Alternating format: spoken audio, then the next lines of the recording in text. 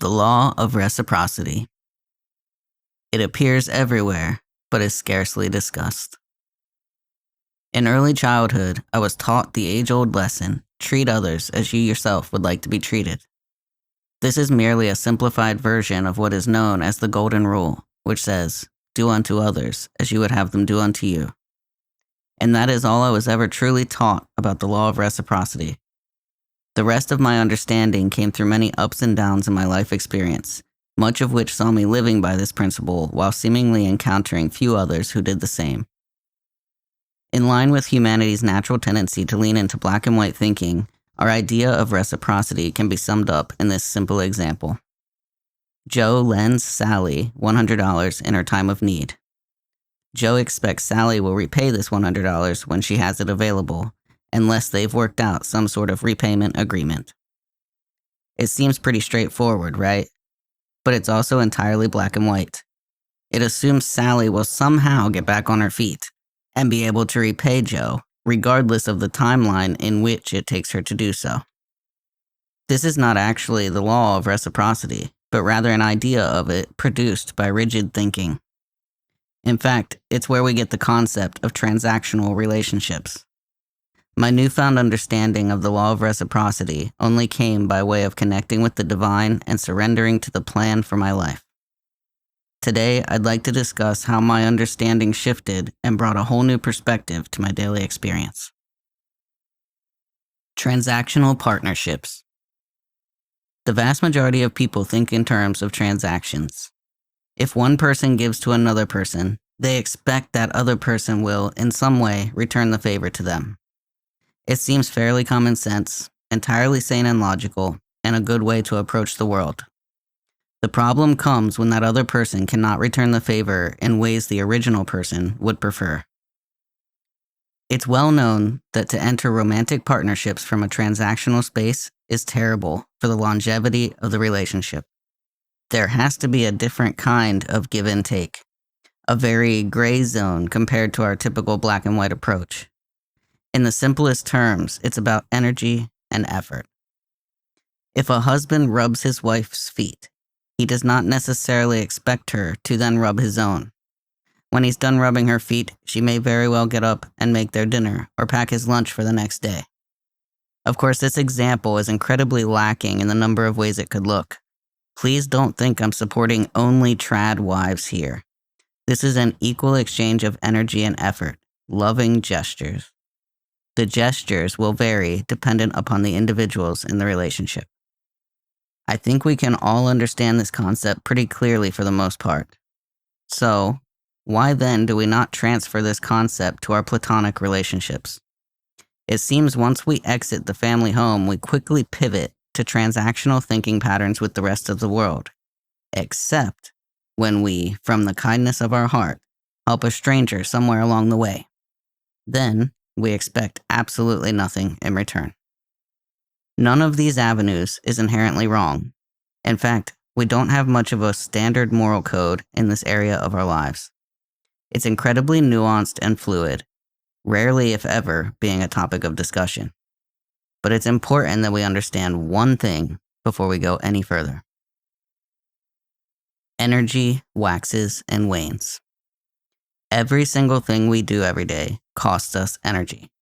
While energy cannot be created nor destroyed, we, as earthbound creatures, require rest and rejuvenation in order to replenish the energy we use up. It costs us energy to move our bodies, to think, and to speak. It costs us to make dinner, play with the kids, do our work, etc. Everything costs energy. The more energy we give away, the less we have to give.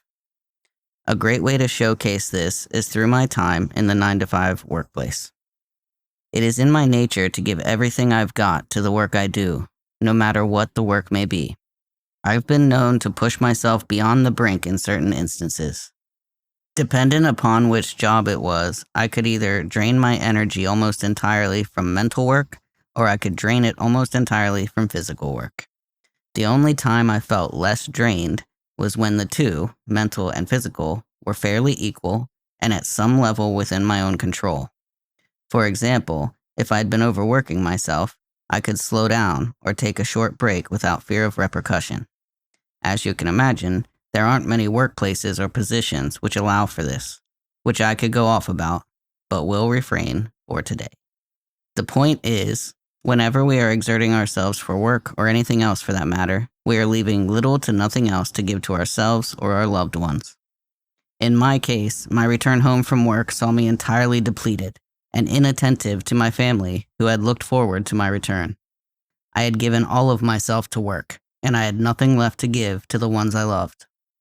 We may also be much less inclined to help a stranger in need when we've used up too much of our energy. I believe this in part leads to the bystander effect, in which someone in need of assistance with many people around does not receive that assistance. Everyone thinks someone else is going to help them. The regulation of our energy level is paramount in an effort to establish better reciprocity throughout all experiences in our lives. If you must rest, rest. You'd be shocked to know what lying down for only 10 minutes can do for you. Try it sometime. Reciprocity as shown to me by the divine. My understanding of reciprocity was illuminated quite slowly over the last few years. Prior to this time period, I was very much caught up in transactional black and white thinking. Most notably, I thought this way whenever I was the recipient of someone else's generosity. When I jumped ship from my corporate job, I had no idea what was to come. I was idealist as fuck and trusting the current, but I was also a man of little to no faith and full of limiting beliefs which I didn't even know the half of. Needless to say, I received assistance in a great number of ways from people I knew well, people who were more so acquaintances, and even strangers. It was the first time I was forced to sit with the fact that I could not return what they'd given me. At first, this brought about a great deal of shame within me. Americans are wildly focused on the monetary more than anything else in their lives, and thus the transactional nature of relationships. I began making it clear to others that I didn't know how or when I would repay them, but that I would find some way to do so. It was my attempt to not only make it clear to them, but also release some of that shame I was building up. It would take 2 years for me to better understand energy is the true currency, not money or gifts or anything else. All is energy. If a friend needed a ride somewhere and I had the free time to give that ride, I would do it. They might provide me gas money for doing so, though it wasn't always expected. That same friend might in turn help me out with a small service down the road. This is how we transfer the romantic reciprocity into the platonic relationships. It's never about sacrificing our own needs. It's also not about giving things that are unwanted. I say this intentionally because these two things certainly will have to be overcome for a full grasp of the concept here. If a friend showers you with minor gifts of which you had no need, and then turns around to request a favor which you cannot provide, they may very well get upset with you. They will think they have given to you, and in some way you owe them. Transactional thinking. I am of the mind that I owe no one anything, because it is ultimately the Creator who provides and does this work through others. But it does not mean it comes from the person you think it should come from.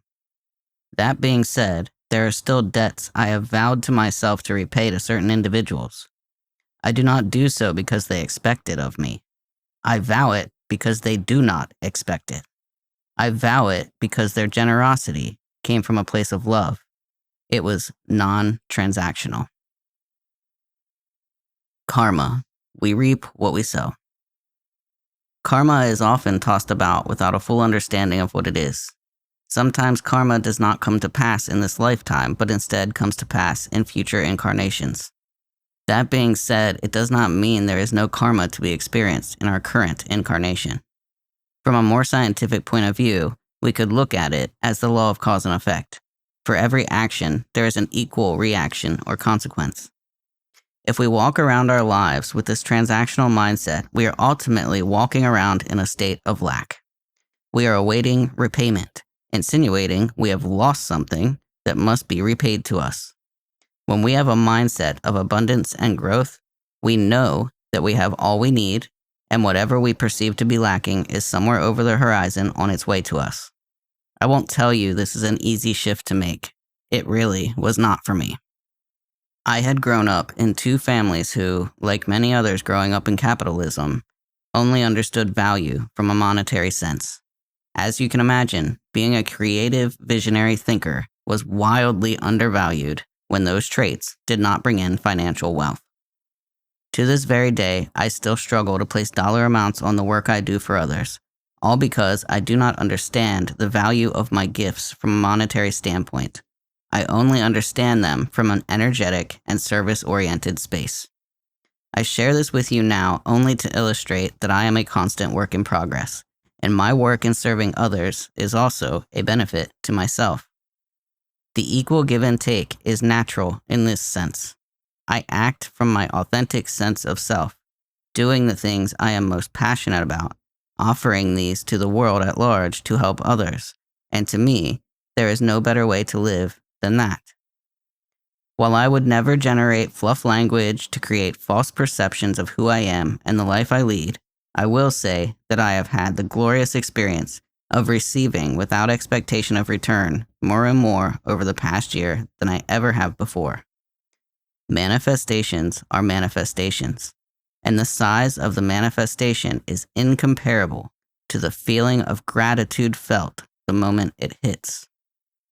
The number of free beverages I've received while out making food deliveries for some monetary gain is astounding to me. To some, this may seem small and unworthy of attention. To me, it is a massive shift in the trajectory of my life. Those drinks surprise and delight me, providing uplifting energy to continue moving and doing the work. They bring me back to a place of gratitude and spirit-led existence, allowing me to better serve everyone I meet along the way. The law of reciprocity is not actually the various shades of gray between black and white. It is the entire rainbow spectrum of color. When you give resources of which you have plenty, and only do so from a place of love. When you receive, feel gratitude all the way to the core of your being, and share that gratitude in the actions that follow, also from a place of love. In this way, the Pay It Forward movement knew what was up. In love and light, namaste.